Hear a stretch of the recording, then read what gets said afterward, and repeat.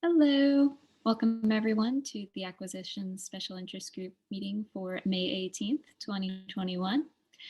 Rhonda has a conflict today, so she won't be hosting us, but she's really glad you're all here. So I'm hoping there are a few people here with topics to talk about, a few agenda items or questions that we could chat through. Otherwise, this will be a very short meeting, which is also fine. So does anyone have any acquisitions type questions for the group so we can troubleshoot together? I have some EDI questions. Shoot. So we're not EDI yet. And the last meeting, maybe the last two meetings, we were demoed how EDI works and how it differs from the manual way. So I'm assuming that when you set up EDI, there's lots of testing. So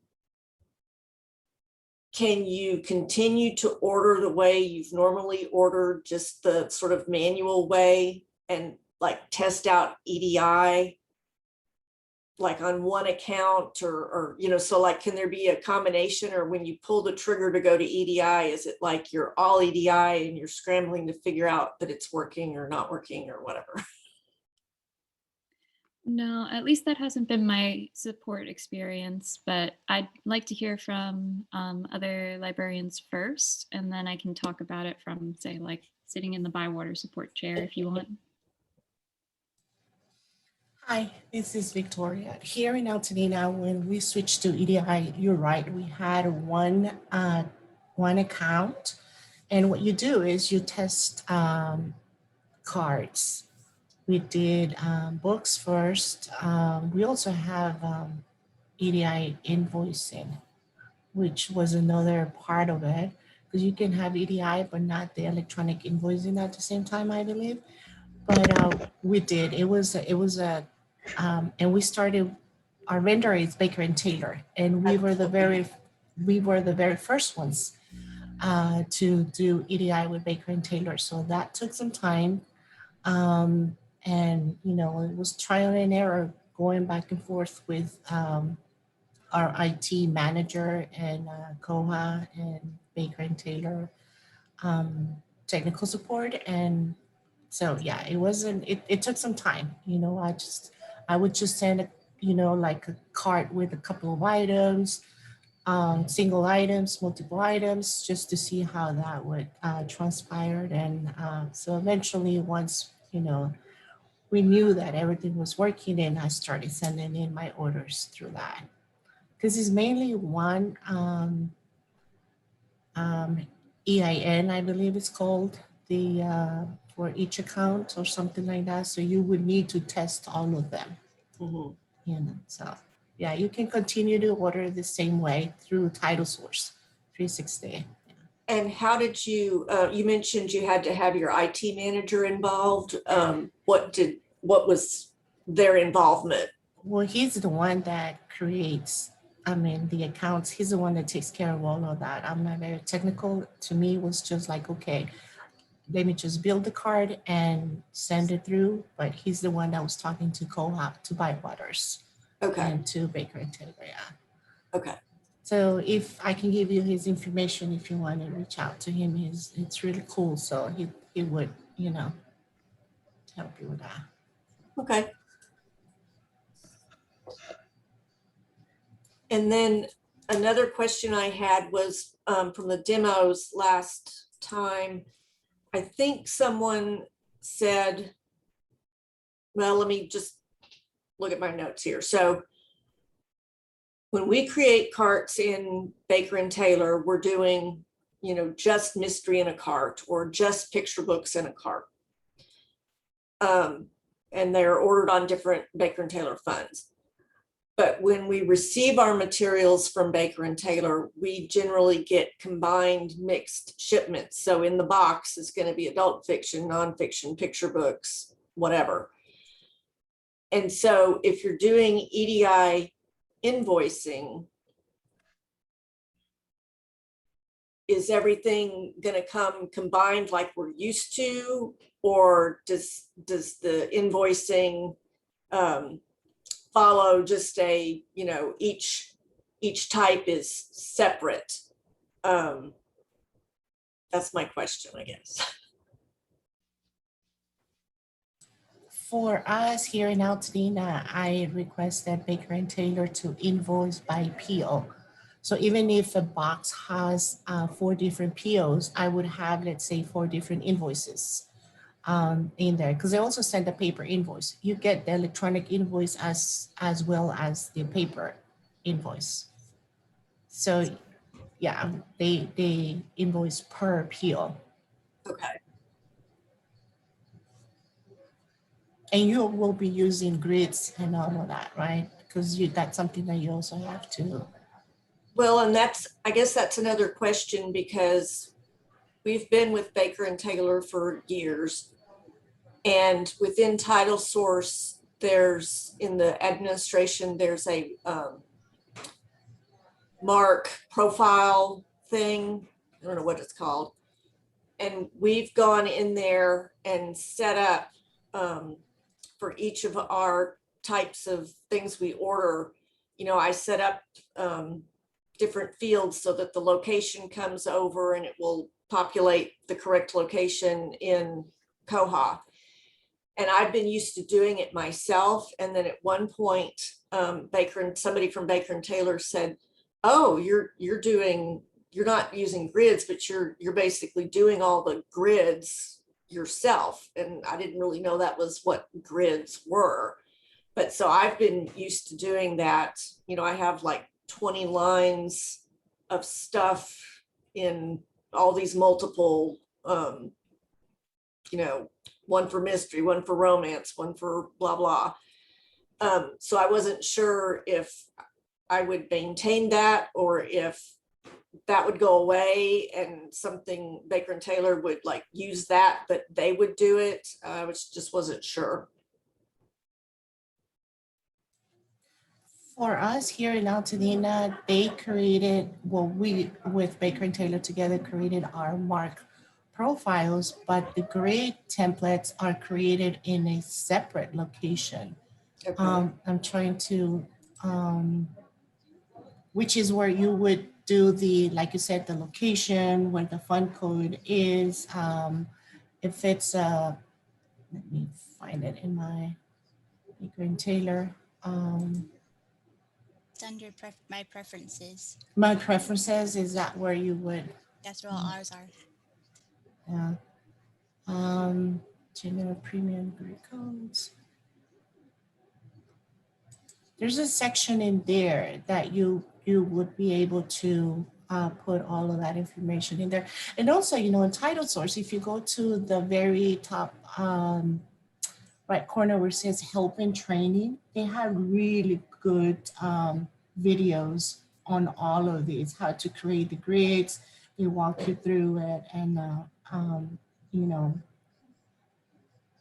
it's a huge help, because I watched those videos over and over again. Okay. You know, like I said, we were the very first ones, so they weren't sure what they were doing. We weren't sure what we were doing, but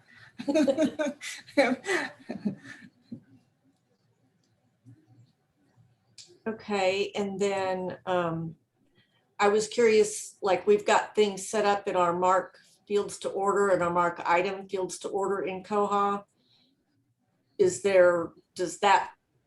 Do those settings need to change up because of EDI, or do they generally just stay the same? That's where, in my case, my manager, the IT manager, comes into place, because I'm not very familiar with all of that. He's the one that, you know, like I said, if you send me an email or give me information, I can, you know, forward you his information. And yeah, Michelle was right. It's in my preferences when you would go into the grid field, and that's where you create all of that and the grid templates. Thank you, Victoria. You're welcome. Can I just say I was a little bit late to the meeting, so you may have said this at the beginning, but might it be an idea for Victoria to give Barbara the details of the person in Baker and Taylor that she dealt with? Because my experience we don't use Baker and Taylor, but with other booksellers, once they've done it once for Koha, that person has the expertise, and you're really just reminding them, do the same as you did for Victoria and I'll be sorted. Yeah, no, you're right. Yeah, we have all of that information, and we went with EDI, I believe, in 2017 or something like that. So it's been a few years for us already. So I could put my email address in the chat. If I do that, does that mean it's like out there for everybody to see, or? No, I can remove that from the chat logs before I post the video, so Okay. it won't go out there. Okay. And there's also the partners Slack channel, and Barbara and Victoria, I think you're both in there. So, and Christopher, I think from Altadena is in there too. So, Oh yeah, that would be chat about it there. That's him. It's Christopher Kellmeyer. He's awesome. He's very. I never would have done it without him. So, and Baker and Taylor too. You know, it's in fact when we went live with EDI. At that time, it was Mark Buck from Baker and Taylor, and he wanted Christopher to go to the Bywaters Koha conference and explain how all of that had happened, but you know, we couldn't. So, well, they never asked me; they asked him. So, yeah. So I guess, would you suggest, getting the EDI ordering part down before you try to deal with the EDI invoicing? Definitely, yes, because you want to make sure that, they're speaking to each other sort of way, that the information is going through Baker and Taylor and it's coming back to you. I mean, everything is transmitted correctly. And I'd suggest if you're working with Bywater or another partner or company to support acquisitions, the sooner you create a ticket or a case and say, this is what we want to do, and here's our target date for being live with EDI ordering with Baker and Taylor, Ingram, Midwest Tapes, or whomever it is, the better. Because of that interval of let's do test orders, let's make sure that the back-end processes are sending out the invoices, are receiving the invoices, and all that it takes fiddling and a few cycles of sent it, look the next day, no, that didn't work, make a tweak, send it, check the next one, coordinating between those three parties. Right. So it's good to do like one at a time and get that down. It doesn't necessarily translate in all the settings because all the different vendors just do things differently to, add spice to life or something. But once you get the first one done, you kind of have a feel for how long it's going to take, and you can anticipate the next ones. And our partners who are EDI powerhouses still have like one vendor for Amazon or something else that does not support EDI, and they're still able to do the traditional or manual Koha acquisitions processes to keep track of all those. Like, I just need to order one or two of these special things from this special vendor and have it still processed through the budgeting and funds. Thanks, everyone. Any more questions, Barbara? Well, maybe when we get into it. All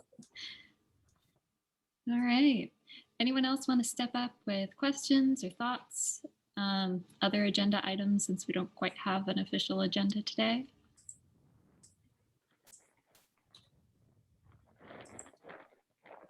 So, in my little demo last time, we discovered that the drop down had all of the inactive funds in them. Apparently that's been fixed. in the most recent patch. I forgot which number it was. So if you guys have been patched, you won't see that anymore. And I wish I had seen that Bugzilla thing before I opened my mouth and derailed our conversation.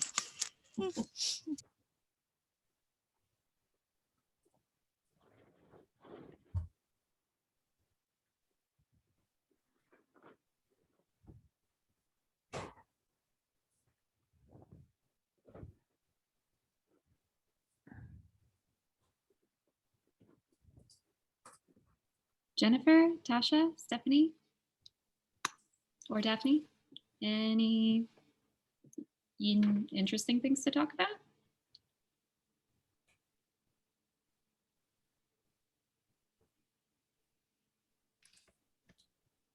And we're just waiting to do our 2011 upgrades. So looking forward to seeing everything working on that.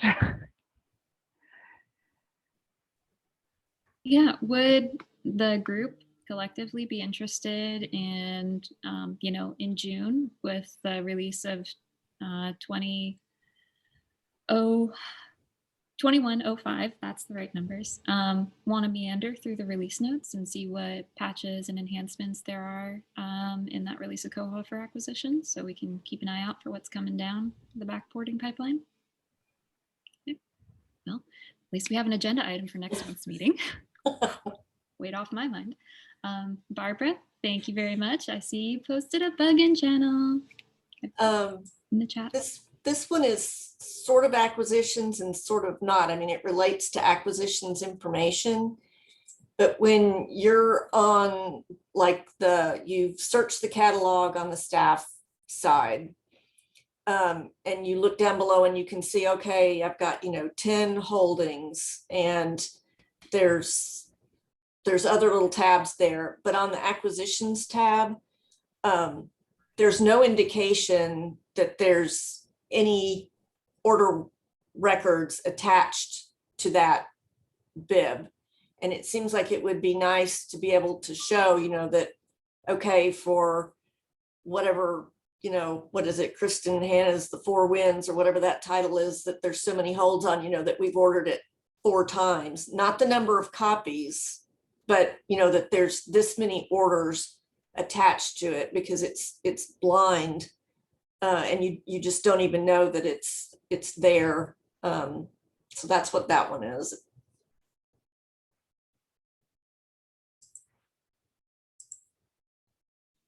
That's a nice little quality of life enhancement there.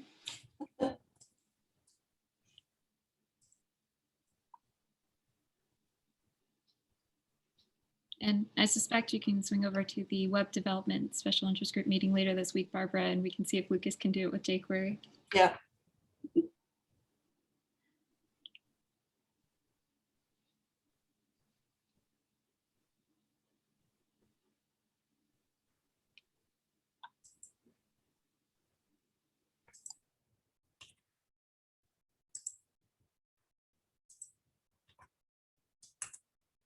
I've probably brought this one up before, but it's when you're in suggestions, and if you're going to filter and you're looking for a patron name or whatever, and you go down to that filter box, everything is just listed in what appears to be a completely random order.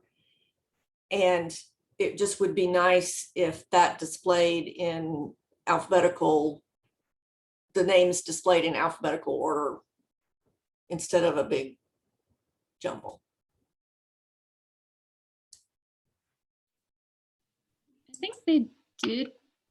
The suggestions or pending suggestions now is a smart set of columns, right? Where you can do the sorting on them or exporting? Or is that come in? I feel like that's already available. But all right, so suggestions by an individual.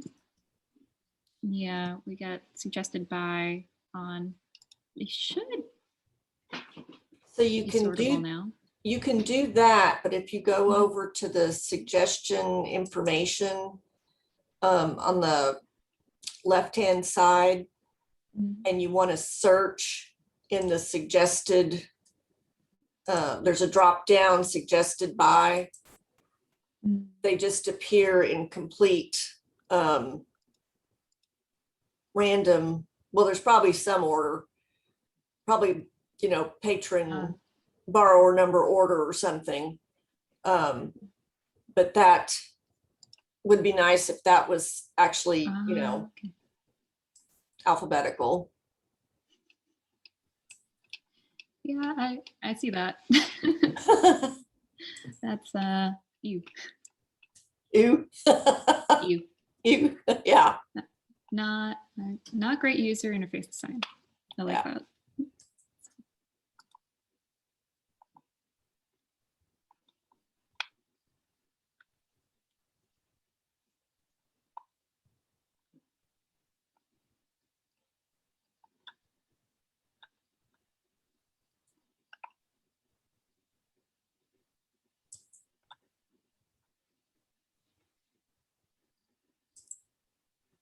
I gotta go to another meeting. We're actually opening the library to the patrons today. Yes, very anxiously waiting. Congratulations. Yes, so we have a big meeting before that. So I will pass your information on to Christopher, Barbara, and hopefully he'll be reaching out to you. Or Great.